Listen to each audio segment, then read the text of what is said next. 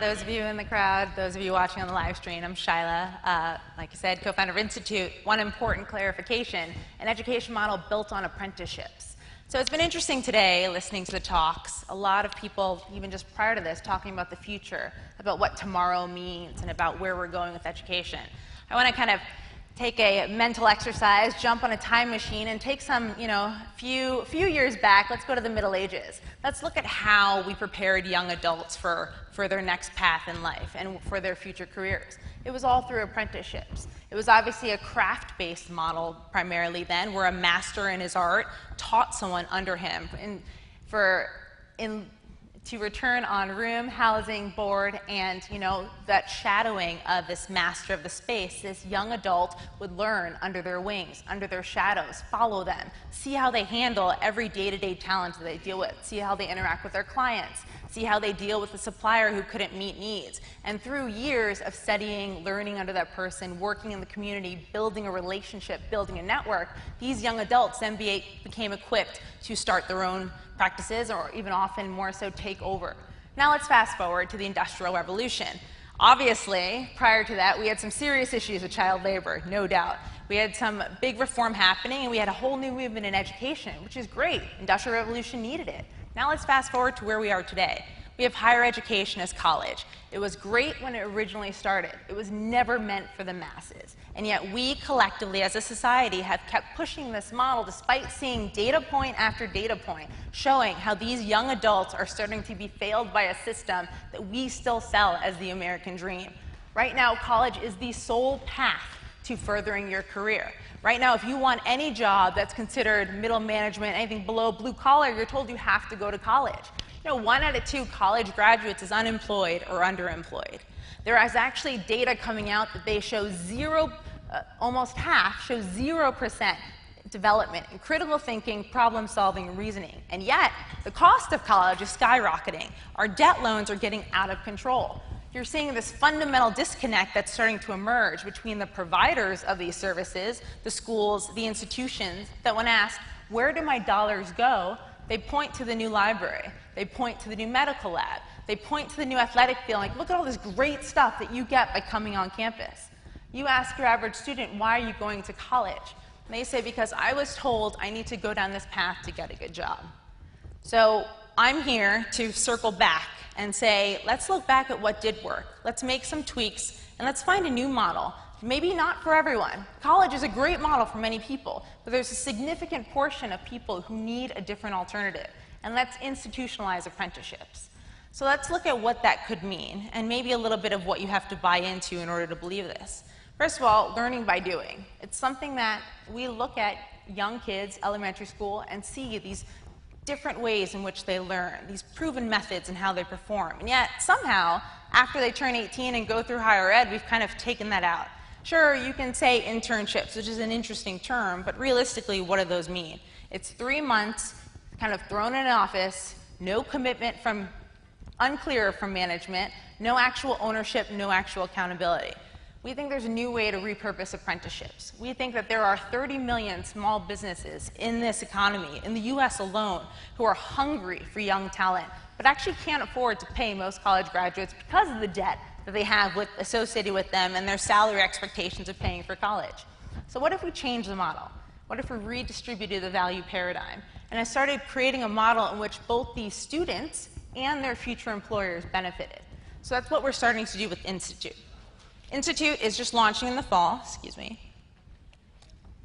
We are creating a 2-year full-time apprenticeship model where we're going to some of the top entrepreneurs in the New York City tech scene and asking them to take on an apprentice, someone who will study under them, who will literally watch them all the time, follow them, be their shadow. In the beginning, very high level, general exposure. They're literally an overglorified admin. Some are 18, some are going to be 20.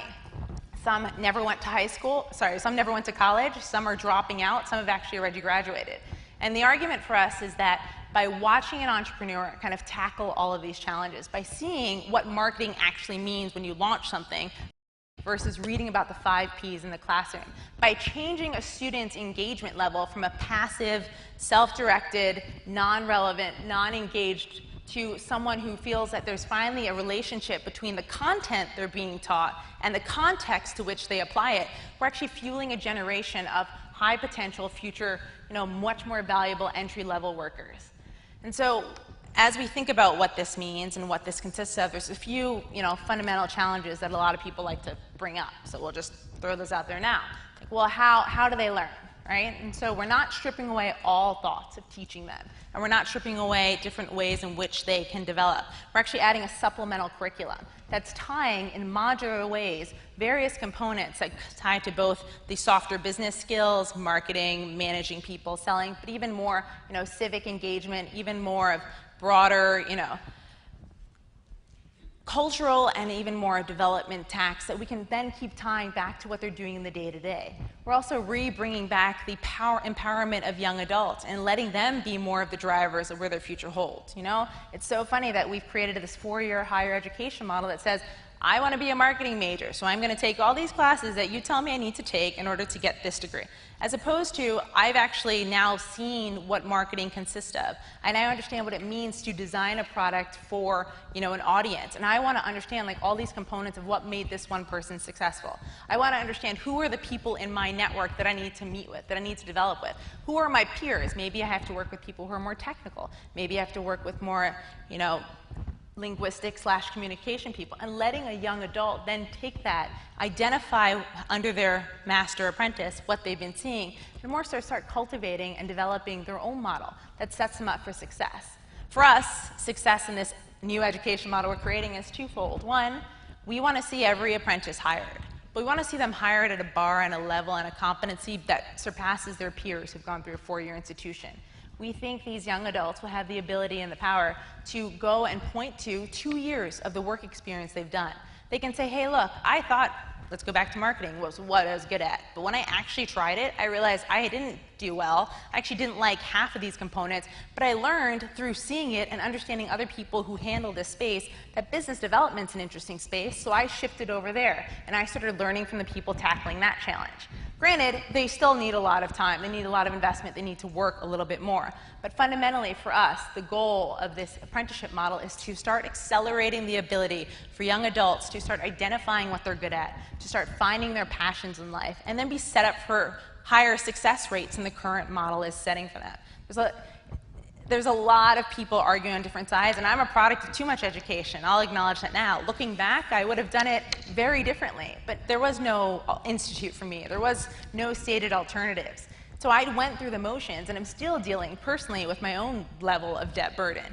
But fundamentally, we think that it's a time, it's a chance, the first time we're having this conversation as a nation to question, what are we doing? What do we keep telling people they need to do to be successful? Why do we, even people who come from schools quote-unquote called the elite, are so threatened by the fact that there might be more effective models out there that prepare people to be more effective managers and more, successful business leaders. We're losing our competitive advantage, I believe, as an economy, but I think we have a huge opportunity to capture it back. So synthesizing all of that together, high level, we just think that apprenticeships, we're very archaic in the day. We're focused on a very vocational, scope, which there's nothing wrong with that. But we think it's a model that can transcend an entire education institute. We think there is not for everyone. There's a lot of people who will learn best by doing, but they aren't given the chance, the opportunity, the resources to execute on it. So that is Institute. If you guys have any questions, we're at instituteu.com, or I'll just take it from the audience.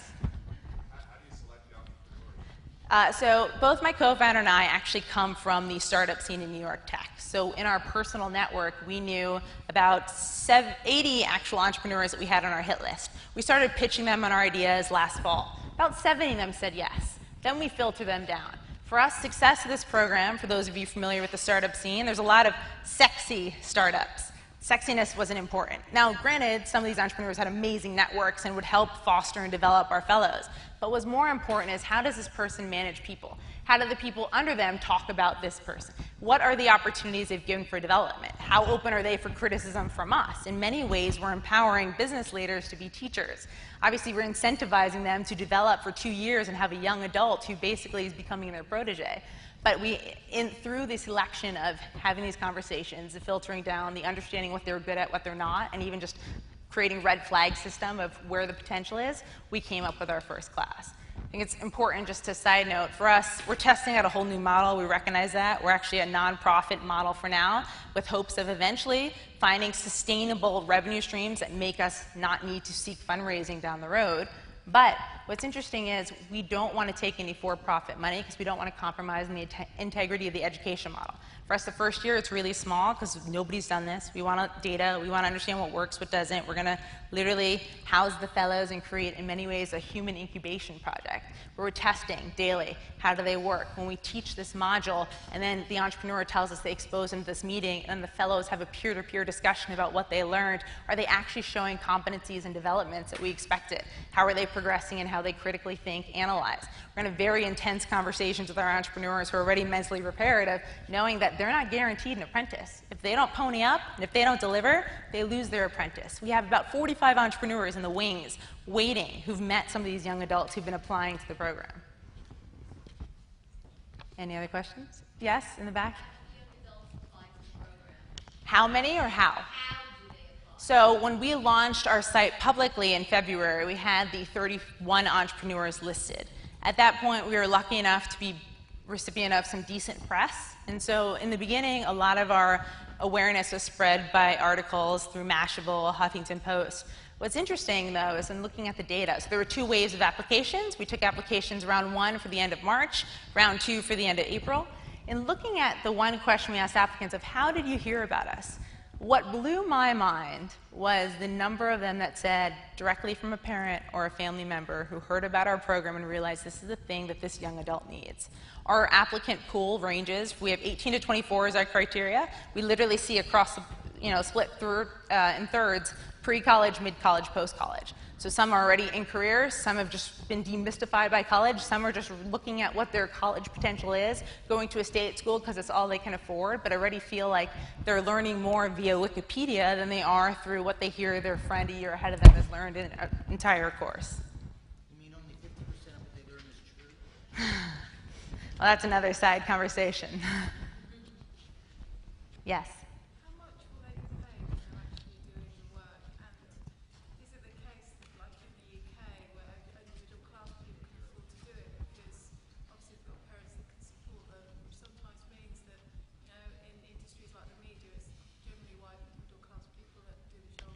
Absolutely. So the socioeconomic divide of our applicants is actually one of the biggest reasons why we started seeing it, that we wanted to focus primarily on as a nonprofit. Answering your question in 2 parts. One, I think higher education funding model is fundamentally flawed. We all pay the same amount for a name for a certain school, regardless of my experience, regardless of what that leads me, and regardless of what I walk away with it. We actually think there's a potential down the road to flip that model, to say, what if instead of me paying a school for their name, the school is actually getting back from me what I earn down the road based on my experiences here, and we invest collectively as a community in a pay-it-forward tuition model. That said, to your other point, right now we're funding the cost through raising money, and the entrepreneurs are paying. We're asking minimal because we didn't want any barriers to getting the best entrepreneurs, but they're paying a minimum wage rate for the hours the fellow works, and then that will be given to the fellows as a living stipend during the program. As we think about growing the program, we do anticipate possibly charging fellows, but we're still, again, new model, seeing what works, seeing what doesn't. We don't want it to be a high cost burden. Like both my co-founder and I are personally saddled with so much debt that it cripples us. I had to liquidate my 401k from when I worked at Microsoft just to fund getting this off the ground. Like it's a very intense personal commitment while I still see my student loans coming in.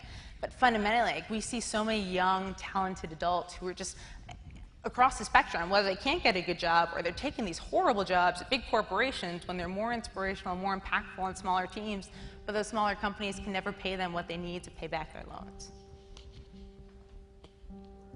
Any other questions? Hi guys, thanks.